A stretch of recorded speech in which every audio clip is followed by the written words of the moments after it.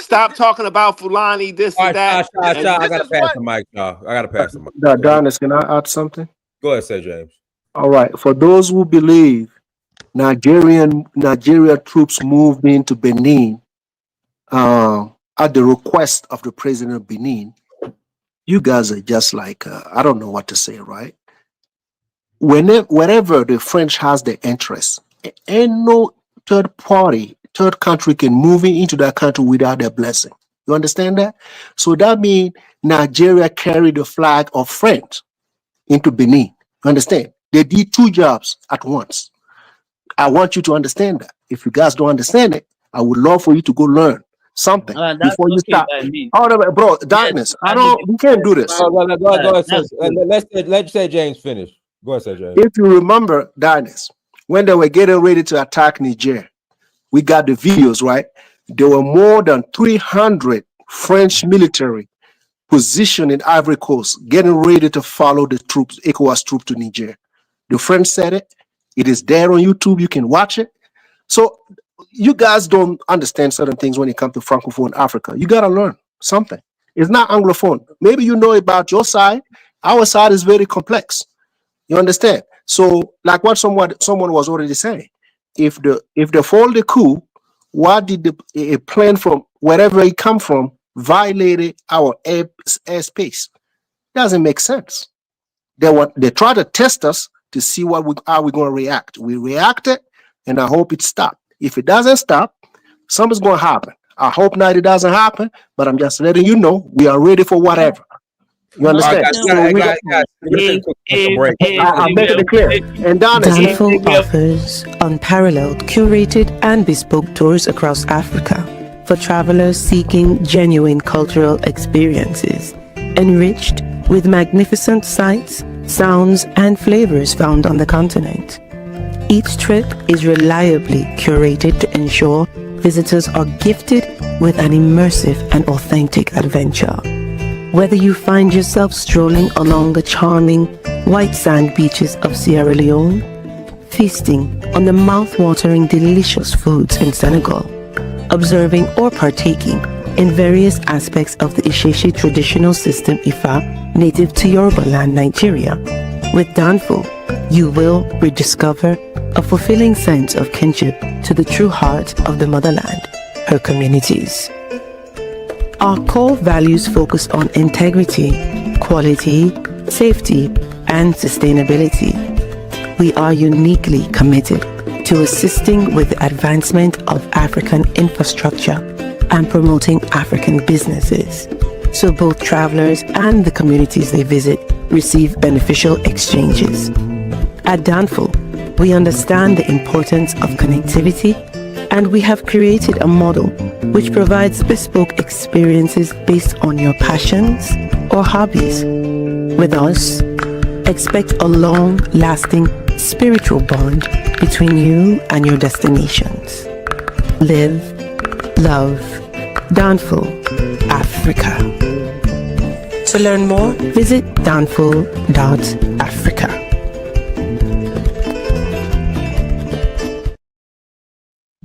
All right, go ahead. Say James. Go ahead, say James. Thank you, man. Adonis, I'm going to bet some of the people on the panel, right? Let's bet about next year, 2026. We will see if ECOWAS will be able to add a new member, and just watch out for AES and see who's going to add new members. I can guarantee you, I can break the news to you right now. Togo is at the door. Your neighbor in Nigeria, Chad, already made that request. So we have 2 countries in line already. What do you have? Nobody cares. Tinubu destroyed. Tinubu destroyed. Tinubu destroyed. You can align with whoever you want. Tinubu destroyed what Molitala Mohammed formed.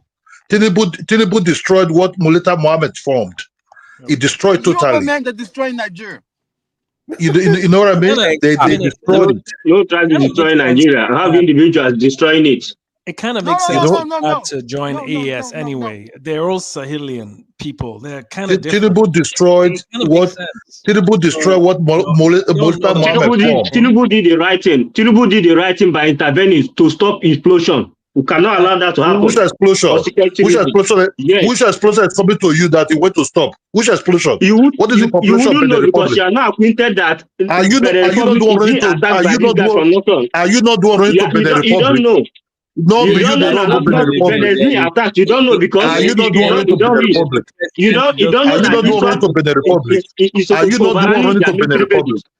You Are you don't not the know. one going He to the was Benin invited Republic to on look for official minerals? capacity to bomb the shit out of those guys, and he did the thing and get out of there. Simple. Okay, He will simple. stay there. Why No, won't he he fix will stay Nigerian there. problem then? Why won't he He fix did it Nigerian and he problem got then? out. Simple. He was No, invited Did he on get official. out? why won't he If he fix get Nigerian out, problem then? they will He chase got him out out. of. Yeah. They will chase him out of that place. The Yoruba man The is the people, one the president unaliving of Benin innocent people. Republic is A thankful. lot The of people are trade, thankful for Nigeria. a lot of trade I don't coming to understand Nigeria why you guys are crying. comes through Benin Republic. A lot of our trade comes through Benin Republic. You don't There's know. just absolutely no way he could wait until they close that border. Some What do you mean? There's ragtag absolutely. coupists to Which close the trade? border and start to. Which trade is coming from there? Which trade? Tell me the You trade. don't know for you don't know for Tell me the for trade. Novo. No, I want to know the trade. Which trade? Please, which Import. trade? If you don't know, import. If you don't know, know Which it trade? now. Which We are using trade? their Tell me seaport. which trade. We are using their seaport to clear a trade lot by of seaport, at the stuff. seaport. You don't know. Which How will you know seaport when is he's that? there? Listen, I just beg ask you the now. question. You don't know people use Benin St. Republic James. to ship things to Nigeria. Come on now. No, he doesn't. How will Which you won't know? trade? How do you know? Nigeria one of the biggest ports I know in that for a West fact. Africa. No, Which trade is coming from there? Hold on. If I can interject real quick. 40%, 40% of Nigerian shipment comes through Benin Republic. The host is talking. He's correct. A lot of, especially vehicles, cars are shipped to Benin Republic and brought into Nigeria. He's right about that. No, they smuggle it because they smuggle it. Those cars that are coming from Benin Republic will be smuggled to Nigeria. We talk here sometimes. Those things, Nigeria have majority of Nigerian goods that come from Benin Republic, they are not This taxed. guy wouldn't know. He doesn't read. So how will he know? He doesn't read. Talk without points. He doesn't read. That's why he doesn't read. Dennis, my guy, can I ask St. James a question? Go ahead. Man, St. James. I'm here listening. What's popping? Yeah, St. James. That those terrorists, right? That in Burkina Faso and Mali, right? The 5 leaders. How many of them are Fulanis? And then the other one, what tribe are they? This guy. I'm not sure I would like to answer that right now. I'm being honest. Let's not do this. Let's not. I understand what you're trying to do. I don't want to do like it's a direct how you call it? Where I come from, we just don't want to talk about the tribes of these people because the international community is going to use that against that.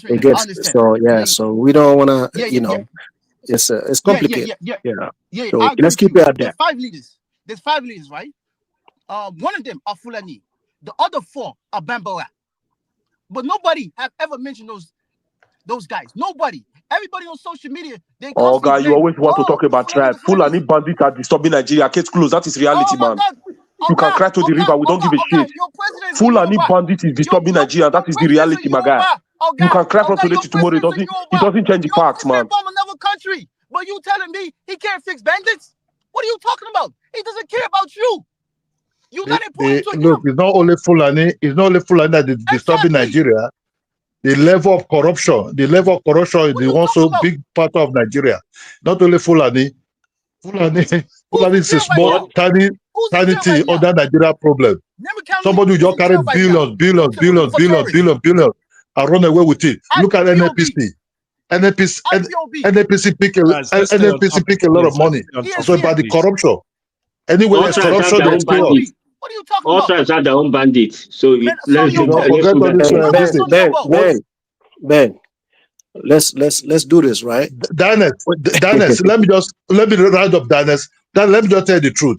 You see, before I used to behave like, oh man, Nigeria is all great. We pretend all this is a lot. No, a lot.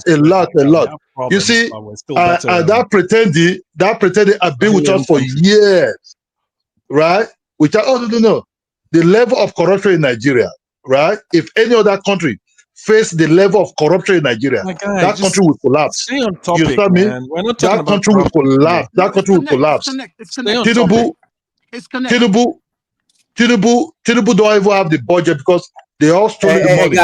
Hold on, let me read this real quick. Burkina Faso detains 11 Nigerian military officers, seizes Air Force aircraft for crossing into the country. They should explain what they're going to do there. So what you see now, those guys, you understand? probably... What you see now, right? What you see now, you leave your own country that have a very huge problem.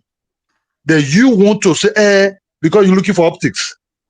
The corruption level. See, why do you even assume you know what they were doing? They think this is about information that you would have never.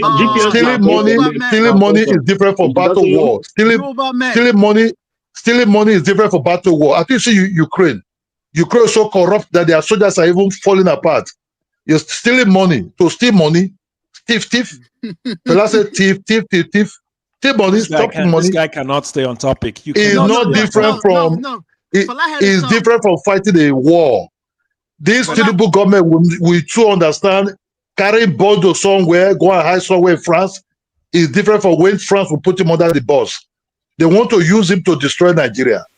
And he will fall into it because the French today we're talking about military intervention. We're not talking about corruption. Because it's all tied together. Why are you guys talking when he's talking? It's all tied together. It's all tied together. Tinubu have something in France. And the French the French hold his boss under his spine. They're touching the boss. You do it. Go to Benin Republic. Go and bomb there. You do it. If you don't do it, you will lose your billions. No one wants to come out and say the real issue we're having on this panel today is there's just so much. There's so much ethnic undertones that people can't even. People's perspectives are so different, and no one can really. We all experiencing the same problem, but from different angles and different perspectives. The hate for Tinubu on something that is pretty standard, that has happened before under many other leaders, is kind of crazy to me, and it just shows that people either they just cannot be objective, or the ethnic hatred. No, it's because of the time. What's going on at the time? Don't you think that? Don't you think that? It's the context. Let me just add this. Don't you think? Hold on. Don't you think that the reason why people are reacting differently now is because previously they were under the impression that if we embrace democracy, because that's what Africans were told, if we embrace democracy, we are going to experience prosperity. But what they've seen is further impoverishment. And if anything, they are poorer now than they were during that time. So that is why they are reacting differently now. And I'm beginning to see that too, because I'm in Nigeria. Hold on. I know about the case of Nigeria, and I know that there's barely any opposition in that country. So if there's no opposition, technically it's already an overthrow. That's happened. You just said something. Do you think we were living better during Abacha administration? Exactly. 100%. 100%. No. People could not 100%. We they use sawdust to cook. People were using sawdust to cook. There was more power supply. There was more power supply under Abacha. There was more power supply than now. Are you kidding me? Yes, actually. Wow. Versus our population, the population has increased significantly, but the power generation has not. Don't you know that? You buy a newspaper, you get a job. You buy a newspaper, you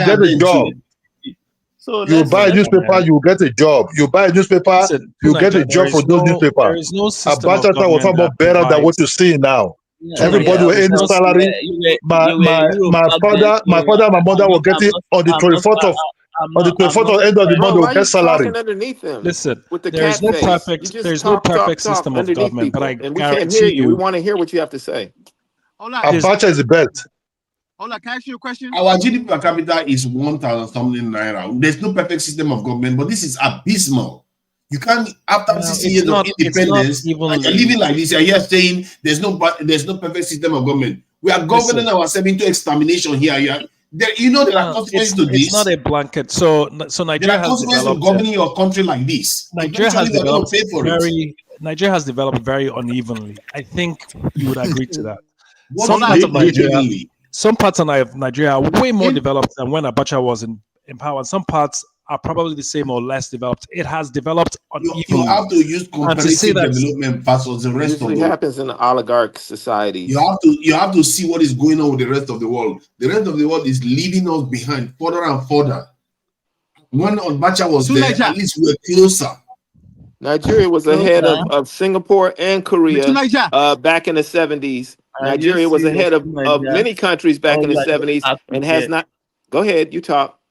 Go ahead. You said we were doing better during Abacha's administration. Come on now, to Nigeria. Yes. Okay. Yes. No, we are not. You know, we are at not least, doing anything at least like that. now, people are poor, people are angry, and you can voice it. You couldn't with Abacha. Who told you that you couldn't voice it? Yeah, you couldn't. For example, I was in Nigeria at that time. Who told you we went and protested? Yes. You don't get killed. And this time they put the governor from office, didn't they?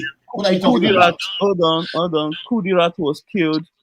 Ken Saro-Wiwa was killed. A lot of people were murdered. Okay, what happened with Fubara? What happened with Fubara? Was Fubara all of the changing presidents? Let's not try to wishy-wash it.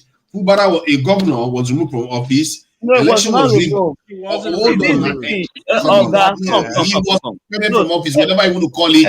He wasn't governor anymore for that period of time. So where's the oil money? With all these different presidents, where's the oil money? That's all I gotta ask. Where's the oil money? Where's the money? Where's the money? You have all these presidents come in and out, yet still the money is not to be accounted for. Am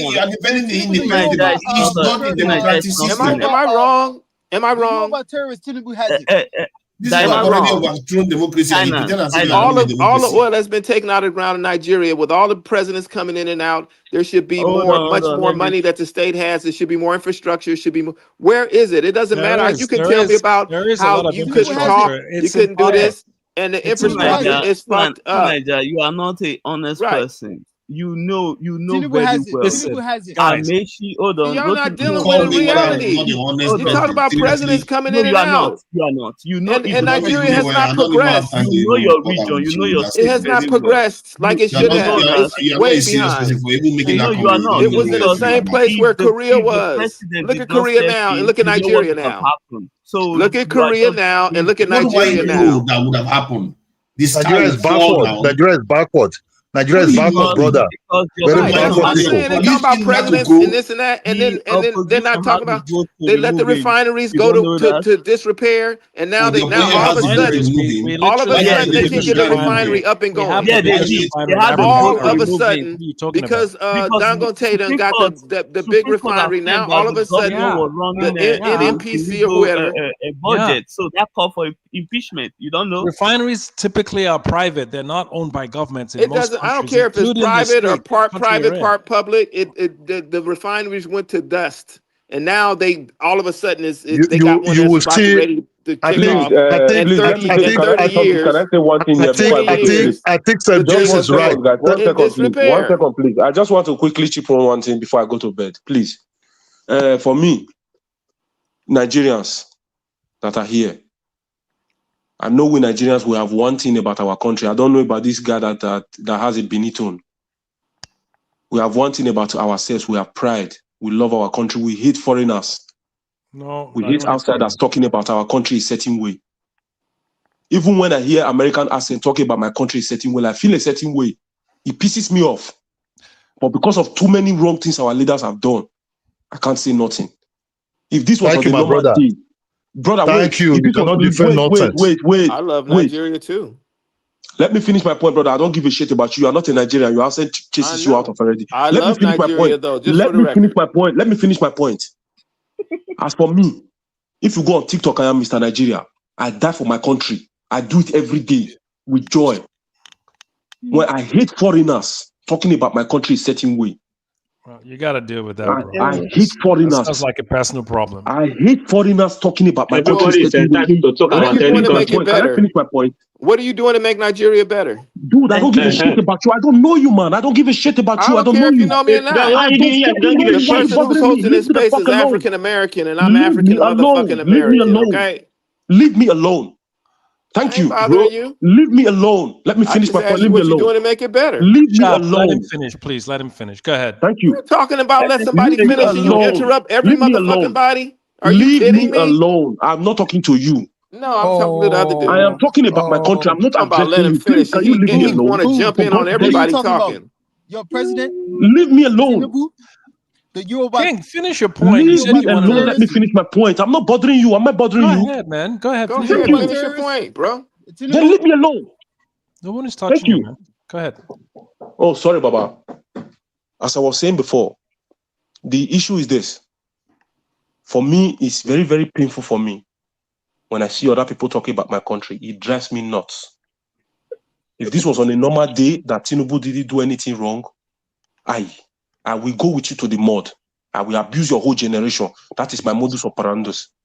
But for the fact that our leaders have done so many wrong things, that is why you can have anybody, just both people from the street, people that don't even have homes, open their mouth and talk about Nigeria.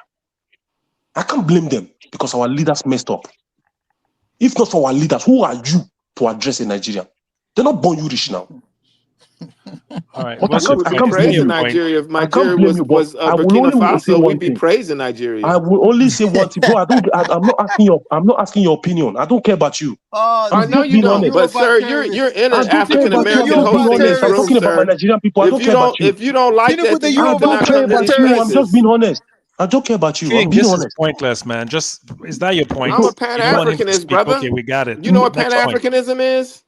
No problem. I know we get to criticize and critique you can critique us, we can critique you. That's what Pan-Africans do. Every country is subjected to with criticism. love, though. We do it with love. It's constructive. That is why and we do it with love. That is why I said I can't say anything because the errors are too much. The errors are too much. It is too much. It is too much. Which ones? The errors from the side of I'm not talking. Why you ask me question? Are you my father? My guy, mute yourself. Yes. Brother, like I said before, you can be questioned for what you said. You can be questioned. Don't come here and lobby over everyone. Like I said before, you are not in that situation, so you can be questioned. Question now, brother. You be like, you don't know me. If you know the answer, you know the answer of this question. You are in a public space. If you don't want to be asked questions, then shut up. If I don't answer, you not do me anything. I'm not answering any question. You don't answer. Then you say the insulting people in the name of your talking. As I was saying before, before I was rudely interrupted by miscreants. Now, let me finish my point. You are a bandit. Let him finish. This is just going to keep Are you going to let me finish my point? Go ahead, King. Finish your point. Thank you. As I was saying before I was interrupted by some bunch of bandits online. Now, you are the bandit here. You started every other person. Let him speak now. Let this guy speak so that he can go. Let him speak. Imagine. Okay, like I said before, the errors are too much. That is why it's very difficult for people to ignore. Nigeria was a country that was built to raise Africa to the heavens. Wow. I don't know what happened with our leaders. I can't phantom it. Okay, you're going in circles now, man. No, brother, I'm not to talk to you now. Why are you bothering me? Who are you talking to specifically then? Because we're all here. Talking to you. Can I speak my point? Would you leave me alone? Speak fast, so that can speak. You are not going to wait for you all day. Speak fast so we can speak. Land so that other people can speak. No problem.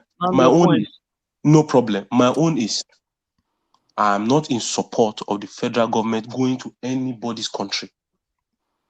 Going to fight on behalf of France, I totally reject it. I don't support it. That is my point. Okay, awesome. Thank you. We've heard good night, also, everybody. you saying Tinubu. Dude, shut up. I don't want to talk to you, man. Get out. President is the one doing this. Oh my God, Yorubas, man. Oh my God, I never knew, man. You guys are backstabbers like this. Sneaky people, man. At least the Igbos, man. They come out and say exactly what they are. This guy is just trolling. I think he's some troll. No. I'm not a troll. I am serious, man. Okay. Nobody cares. Let me tell you one thing about Yoruba people. We don't care. You say what you want. It's not going to. It doesn't bother us. No. So, your president. You can't curse in Yoruba people all you want. We don't care. On the behalf of Emmanuel Macron, on the behalf of another country, on behalf of a white country as well. That's exactly what he did. Tinubu, the Yoruba terrorist. It's a lie. It's not true. It's not true. It's true. I'm not Yoruba, but it's not true. He did the right thing. He did the right thing. Just like we cannot allow these guys to have an unstable Benin. We cannot allow that to have a unstable one. He did the right thing. He did the right thing. The northern part of Benin, the right thing. It's a patriotic duty to Benin is unstable. You don't know. Northern Benin is not stable. You don't know. You don't know a lot of their military bases have been overrun by ISWAP. You don't know that. I just said that. I said that the northern part of Benin is unstable. Yeah. Okay. Good. At least. So what is Nigeria doing about that? He's just here trolling. The reason why Nigeria hasn't done anything about that is because it's in the benefit of France, because they're backing, along with the United States, the insurgents in Burkina Faso, Mali, and Niger, and Boko Haram. No one's talking about that. That's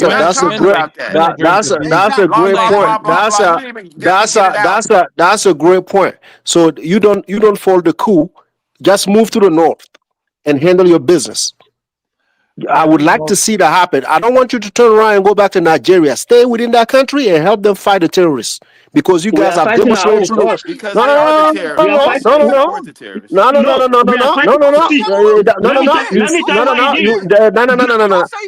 gotta stay in that country. You know what? You know what's gonna happen? I tried to explain something to you. No, I tried to explain something to you. You did not listen. You guys think you've done something that's very major. It's gonna keep happening. The guy's not safe. You understand? It's not safe. So you guys are gonna go back to Nigeria and turn back and come back to Benin again. You understand? It's not gonna remain that way. So you guys haven't succeeded into anything. You understand? Till then, for now we succeed. Yeah, it's not a success. I'm watching TV right now. You know how many people got killed? Do you have the numbers? Do you have the numbers? Do you have the numbers on both sides? On both sides. Do you know how many people got killed? Guys, we're gonna go ahead and close out. Everyone, thanks so much for joining. Like, share, subscribe. Until next time, family. Peace. Danful offers unparalleled, curated, and bespoke tours across Africa for travelers seeking genuine cultural experiences, enriched with magnificent sights, sounds, and flavors found on the continent. Each trip is reliably curated to ensure visitors are gifted with an immersive and authentic adventure. Whether you find yourself strolling along the charming white sand beaches of Sierra Leone, feasting on the mouth-watering delicious foods in Senegal, observing or partaking in various aspects of the Isheshe traditional system Ifa native to Yoruba land, Nigeria, with Danful, you will rediscover a fulfilling sense of kinship to the true heart of the motherland, her communities. Our core values focus on integrity, quality, safety, and sustainability. We are uniquely committed to assisting with the advancement of African infrastructure and promoting African businesses, so both travelers and the communities they visit receive beneficial exchanges. At Danful, we understand the importance of connectivity, and we have created a model which provides bespoke experiences based on your passions or hobbies. With us, expect a long-lasting spiritual bond between you and your destinations. Live, love, Danful, Africa. To learn more, visit danful.africa.